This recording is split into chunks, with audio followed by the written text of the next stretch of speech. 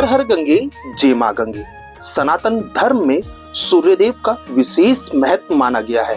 मान्यता है सूर्यदेव सृष्टि के प्रत्यक्ष देवता है। सूर्यदेव की आराधना से समस्त सुखों की प्राप्ति होती है। आखिर किस तरह से सूर्यदेव की पूजा की जाती है, इस पर बात करने के लिए हमारे साथ मौजूद है ज्योतिष आचार्य और धर्म के जानकार मनोज त्रिपाठी जी। बहुत बहुत स्वागत है आपका तिलक पत्रिका पे। धन्यवाद। गुरु जी, सबसे पहले तो सूर्यदेव का सनातन धर्म में इतना बड़ा महत्व क्यों माना जाता है? हम अभी तक सभी भगवान के बाद देवताओं का ही वर्णन करते हैं, पर सूर्य देव हमारे 8 वसुओं में से एक हैं, जिनको भगवान के बाद और देवताओं से ऊपर रखा गया है। सूर्य देव का स्वरूप 8 वसुओं में से इस प्रकार है कि हर प्रकार की इस धरती पे 8 वसुओं में से एक धरती भी है, एक अग्नि भी है, एक वायु भी है। परंतु अगर सूर्य ना हो तो इन सभी सप्त वसुओं का किसी भी प्रकार का प्रभाव या उनकी उपस्थिति ही नहीं हो सकती। आत्मा का कारक कहा गया है सूर्य, पिता का कारक कहा गया है सूर्य। इस ज्योतिष या सनातन धर्म में ये भी माना जाता है, और खाली सनातन धर्म नहीं, दुनिया के सभी धर्मों के अंदर सूर्य को पूज्य बताया गया, क्योंकि आत्मा के साथ साथ प्राण शक्ति भी इस धरा, इस सृष्टि की सूर्य नारायण ही है। उनको नारायण के समान उपमा देना, सूर्य नारायण कहना इसी कारण से है क्योंकि अगर सूर्य नारायण ना हो तो किसी प्रकार की सृष्टि, श्वास, किसी भी प्रकार की वृद्धि इस संसार में होना संभव ही नहीं है। सूर्य की जो उपस्थिति है वो कहीं ना कहीं धरातल के ऊपर, धरती से ऊपर और लोकों से बीच में, अर्थात अंतरिक्ष में कहीं विद्यमान बताई गई। खगोल शास्त्र में देखते हैं तो सूर्य की स्थिति इस प्रकार से कि सभी ग्रह उसके आसपास ही परिक्रमा करते परिलक्षित होते हैं, और सभी ग्रह सूर्य के प्रकाश से प्रकाशमान है। और इस धरती के ऊपर अगर प्रकाश का स्रोत सूर्य है, दूसरा चंद्रमा, वो भी सूर्य की उपस्थिति से ही चंद्रमामय होता है। तो सूर्य इस प्रकार से ज्योतिषी आधार पे, धार्मिक आधार पे और प्राण शक्ति में धरती के ऊपर आत्मा का कारक सूर्य नारायण ही है। नवग्रह सनातन धर्म और वैदिक जो हमारे पुराण है उसमें 9 ग्रहों का वर्णन आता है। क्या प्रथम ग्रह सूर्यदेव ही है? सभी ग्रहों का अपना अपना अलग महत्व है, परंतु कोई भी ग्रह सूर्य के बगैर उदय नहीं होता। सूर्य के साथ आके तो बुध के अलावा सभी अस्त हो जाते हैं, परंतु प्राण वायु, प्राण देने वाले सूर्य नारायण ही हैं। और इनको तो साक्षात 8 वसुओं के बाद नारायण का स्वरूप दिया गया है। जैसे इस समस्त धरती या सनातनी हम कहते हैं कि सभी लोगों की रक्षा करने वाले, पालन करने वाले नारायण हैं, तो सूर्य नारायण वही स्वरूप हैं जो कि इस धरती के ऊपर किसी भी प्रकार के जीव का पालन करते हैं। सूर्यदेव की आराधना किस तरह से मनुष्य करे जिससे सूर्यदेव का आशीर्वाद मनुष्य पर बरसा रहे? प्राचीन काल में किसी भी मंदिर को कहते ही सूर्य मंदिर थे। भगवान विष्णु का मंदिर नहीं कहते थे, भगवान शिव का मंदिर नहीं कहते, हर मंदिर का नाम सूर्य मंदिर ही था। अर्थात कुछ भी चीज बनेगी वो सूर्य से आधारित होगी। पूजन क्रम सबसे पहला तो सूर्य का ये है कि अब तो मंदिर बना, उससे पहले हम प्राकृतिक रूप से, और कई सृष्टियों में, कई सभ्यताओं में आज भी प्राकृतिक रूप से सूर्य को पूजा जाता है, चाहे वो सनातन धर्म के अतिरिक्त मानने वाले हों, पर कहीं ना कहीं सनातन धर्म के मूल स्वरूप से ही निकले हैं। सूर्य को सबसे पहले पूजते थे, आकाश में उसकी स्थिति को देखकर पूजते थे। अगर कभी ग्रहण आ गया तो ये माना जाता था कि संसार में बहुत बड़ा अनिष्ट होने वाला और संसार का समाप्त होने वाला है। बाकी सभ्यताओं में भारतीय ज्योतिषीय आधार पर खगोलीय घटना मान के उसका उसी प्रकार से वर्णन किया गया है। परंतु सूर्य की पूजा सबसे पहले प्राकृतिक रूप से, दूसरा उनको देवता के रूप में पूजने के लिए उनके मंदिर के तौर पे पूजी जाती है। नवग्रहों में भी सबसे पूजनीय ग्रह सूर्य ही बताए गए हैं, क्योंकि सूर्य में यदि बल है तो बाकी ग्रह भी आपको अच्छा फल दे देंगे। अगर सूर्य में बल ही नहीं, अर्थात आपकी कुंडली में ज्योतिषीय आधार पर बल ही नहीं है, तो बाकी क्या ग्रहों का बल होगा जब तक प्राणवायु ही उसके अंदर नहीं होगी। तो सूरज की पूजा विधि संपूर्ण किस तरह से होती है? देखिए, चाहे हम गायत्री, सावित्री की आराधना करें या किसी भी देवताओं की, सबसे पहले हम सूर्य को, और सूर्य ना हो, दिन में ना हो, रात में कर रहे हो, तो सूर्य के प्रतिनिधि के रूप में हम दीपक को प्रज्वलित करते हैं। अर्थात सबसे पहले तो सूर्य को ही नमस्कार होता है। सूर्य को नमस्कार करने के लिए यंत्र विधि है, यंत्र बना के हम सूर्य का साष्टांग पूजन करते हैं, 16 प्रकार की षोडशोपचार से पूजन करते हैं। इसके अतिरिक्त सामान्य जन के लिए तो मात्र सूर्य नारायण को जल देना ही पर्याप्त होता है, क्योंकि ये माना जाता है क्योंकि सूर्य तेजोमय है, तो जब हम उनको जल देते हैं हमारे जल के माध्यम से सूर्य को शीतलता प्रदान होती है। और हमारे वो पूर्वज और विशेष तौर पे सूर्य ने जिस बात को कहा गया कि कुछ बीच में एक ऐसे देवता माने जाते हैं और कुछ एक ऐसे असुर माने जाते हैं कि यदि हम सूर्य को जल ना दें तो वो देवता कमजोर हो जाएंगे और वो असुर इतने अधिक हो जाएंगे कि सूर्य नारायण के वेग को भी कमजोर करेंगे। और सूर्य जी की लगातार जो घूर्णन शक्ति है, घूमने की तरीका है, यदि वो कहीं पे भी बाधित हुआ तो इस धरती से सृष्टि ही समाप्त हो जाएगी। तो उनको जल देना, जल अलग अलग प्रकार से हम दे सकते हैं, अलग अलग राशियों के अलग अलग ग्रहों के हिसाब से दे सकते हैं, परंतु सूर्यार्घ देना, सूर्य के निमित्त जो सूर्य की वस्तुएं हैं उनका दान करना और सूर्य का मंत्र जाप करना, ओम घणी सूर्याय नमः, सूर्य के प्रकाश को तो बढ़ाता है, आपकी आत्मा के प्रकाश को बढ़ाता है, साथ में आपके तेजोमय बनने का मार्ग सिद्ध कर देता है। महामंत्र सृष्टि का सबसे बड़ा, ब्राह्मणों की माता गायत्री, उसमें भी सूर्य की ही उपासना है। अगर आप गायत्री मंत्र का जाप करते हैं तो सूर्य का ही जाप करते हैं, उसको भी आप उनकी ही पूजा विधि को मानिए। सूर्यदेव को आपने अर्घ देने की बात की है, किन पात्रों में सूरज को अर्घ देना चाहिए?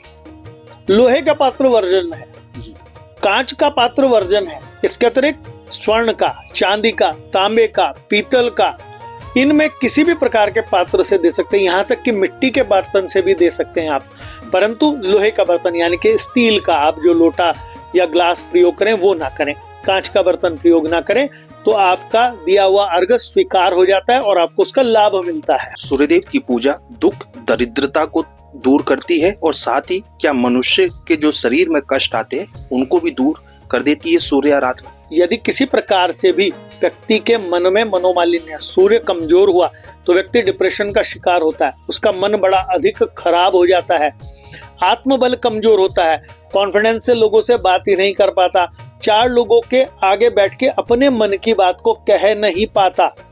ऐसे में सूर्य की उपासना करने से आप ये निश्चित समझिए कि आपके जीवन में आने वाले इन परेशानियों को दूर करना आपके लिए संभव है। सूर्य के लिए सबसे पहले सूर्य को जल दें, जल अलग अलग प्रकार से। यदि आपका आत्मबल कमजोर है या आप शारीरिक रूप से दुर्बल हैं तो आप सबसे पहले स्वर्ण के बर्तन में दें, अगर स्वर्ण नहीं है तो तांबे के बर्तन से दें। तांबे के बर्तन में सूर्य को जल दें, जल में लाल पुष्प, साथ में रोली और कुछ गुड़ डाल के जो व्यक्ति अर्पण करता है उस व्यक्ति का आत्मबल इतना अधिक मजबूत होने लगता है, उसका कॉन्फिडेंस इतना बढ़ जाता है कि वो 10 लोगों के सामने नहीं 10,000 लोगों के सामने भी धारा प्रवाह अबाध गति से वार्ता कर सकता है। जिन लोगों को कहीं ना कहीं शरीर के अंदर रोग उत्पन्न है, अगर सूर्य कमजोर होगा तो श्वास, टीबी, राजयक्ष्मा, हार्ट और पेट संबंधी रोग, ये सब सूर्य की कमी से है। तो सूर्य को दिया जाने वाला पीतल के लोटे या चांदी के लोटे से दिया जाने वाला जल, उसमें कच्चा दूध मिला लें, काले तिल भी डाल दें तो इन रोगों का भी शमन करेगा। और अगर किसी व्यक्ति को राहु शनि केतु संबंधी पीड़ाएं चली आ रही हैं तो इस विधि से दिया जाने वाला जल उन ग्रहों का शमन भी करता है और व्यक्ति के चरित्र में भी इतना बल उत्पन्न करता है कि गलत सही की समझ रख पाता है। सूर्य को अर्घ देना जरूरी होता है, किन नियम से अर्घ देने चाहिए और किस किस समय अर्घ देने की व्यवस्था सनातन धर्म में कही गई? सूर्य को जो गायत्री के साधक हैं, गायत्री के जापक हैं, उनको तो 3 समय त्रिकाल संध्या करते समय सूर्य को जल देने का विधान बताया गया, परंतु सुबह सुबह प्रतिदिन 10 बजे से पूर्व, क्योंकि आजकल लोगों के जीवन चक्र ऐसा है बहुत देर से उठते हैं, परंतु सुबह जिस समय सूर्य से पहले अरुण आ जाते हैं, सूर्य के सारथी का नाम है अरुण, सूर्य दिखा नहीं लेकिन रोशनी आ गई, वो समय सबसे अधिक सुंदर बताया गया है। लोगों के शरीर में जो D3 डाउन है ना, B12 डाउन है, अगर उस दिन उस समय पर आप प्रतिदिन करना शुरू करें, सूर्य को इस प्रकार जल दें कि आप अपने सिर से ऊंचा पात्र रखें और उसमें से सूर्य की रोशनी आती हुई आपके तन पर पड़े तो आपके शरीर के रोग शांत हो जाएंगे। फिर भी सुबह सुबह सूर्योदय के समय ना उठ पाए तो 10 बजे से पहले पहले सूर्य को अर्घ दें, बगैर अन्न खाए दें। इस बात का ध्यान रखें कि दांत साफ हो आपके, गंदे दांत और गंदे वस्त्रों में ना दें और कभी भी एक वस्त्र में ना दें। कई लोग स्नान करने के बाद एक वस्त्र में ही दे देते हैं ना, कम से कम 2 वस्त्र शरीर पे हो, एक ऊपर और एक नीचे, फिर सूर्य को जल दें। और अर्घ देने में पात्रों का विशेष आपको वर्णन किया ही गया है। लोहे के बर्तनों का विशेष निषेध बताया गया है। जो व्यक्ति लोहे के बर्तनों को देता है वो अपने भाग्य को मंद कर देता है। लोहे के बर्तन से जल देने पे व्यक्ति के शरीर में शनि का प्रभाव और इतना बढ़ने लगता है कि उस व्यक्ति का मनोमालिन्य खराब हो जाता है, व्यक्ति शराब की ओर बढ़ना शुरू हो जाता है। तो इस पात्र को छोड़ के बाकी किसी भी पात्र से दें, आपको लाभ ही मिलेगा। सूर्यदेव राशि परिवर्तन करते हैं। अब उनके द्वारा राशि परिवर्तन किया गया है तो प्रयागराज कुंभ का भी शुभारंभ हो गया है। कितने वक्त तक सूर्यदेव इस राशि में गोचर करते रहे? किसी भी जो संक्रमण है सूर्य का, वो 30 दिन के पश्चात बदल जाता है। कभी वो 27 होता है, कभी 28 होता है, कभी 32 हो जाता है, पर एवरेज अगर हम लेके चलते तो 30 दिन का हम मान के चलते हैं। और ये राशि का संक्रमण संक्रांति कहलाता है, और हर संक्रांति किस दिन पड़ रही है उसका विशेष महत्व बताया गया है।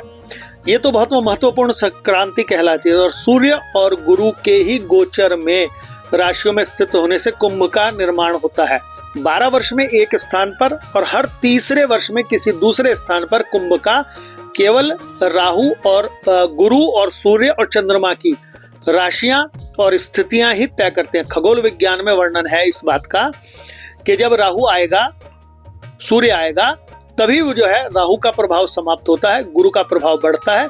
तभी वो एक ऐसा सुंदर समय उपलब्ध होता है जब सभी देवता भी, देवियां भी अपने सूक्ष्म रूप से, पुंज रूप से उस स्थान के ऊपर स्नान करने के लिए आते हैं।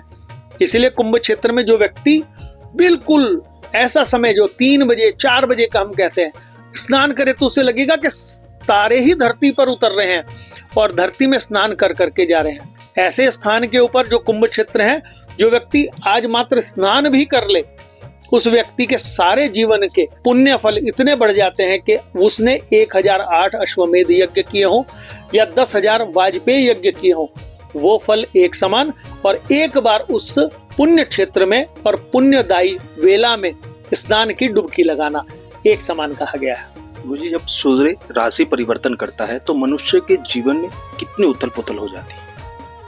सूर्य जिस जिस राशि में परिवर्तन करता है, तो जो उसके सम राशि या मित्र राशि हैं, जैसे चंद्रमा है, बृहस्पति है, इनमें आता है तो जीवन में भाग्योदय का समय लाता है। परंतु जो उसका पुत्र है शनि, अगर उसकी राशि में परिवर्तन करता है तो सूर्य का तेज मंद हो जाता है।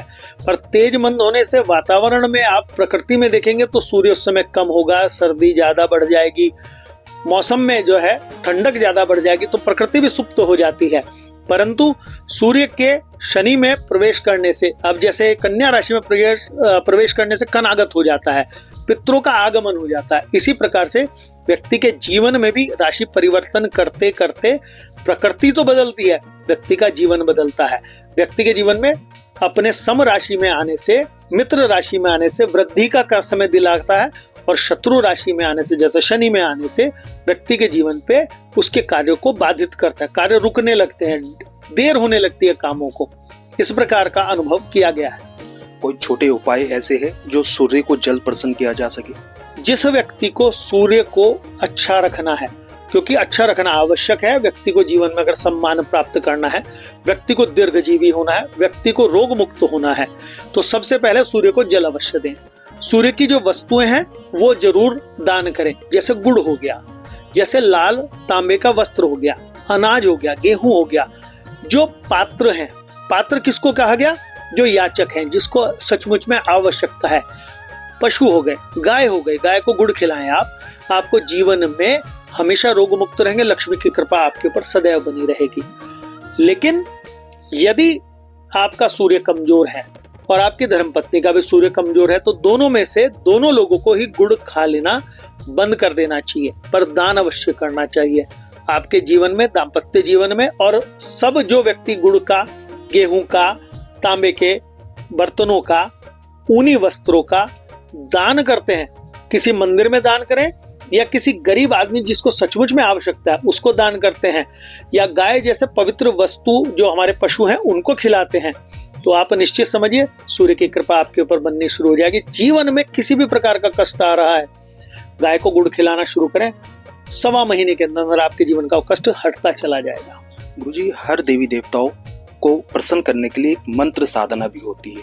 सूर्यदेव का ऐसा कौन सा मंत्र है जिन्हें जपने से सूर्यदेव की कृपा प्राप्त हो सके? मूल मंत्र गायत्री मंत्र है, पर गायत्री मंत्र के लिए स्पष्ट वर्णन है, उसका पूर्ण विधि पूर्वक किया जाए।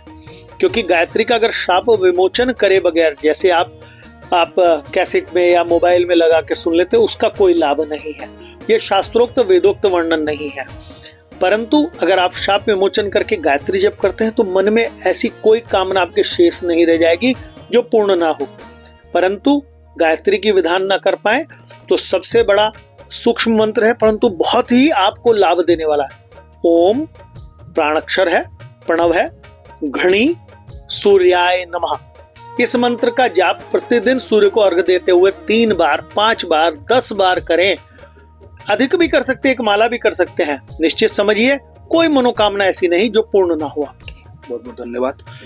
बिल्कुल जिस तरह से इनके द्वारा बताया गया है, सनातन धर्म में सूर्यदेव की पूजा का विशेष महत्व माना गया है।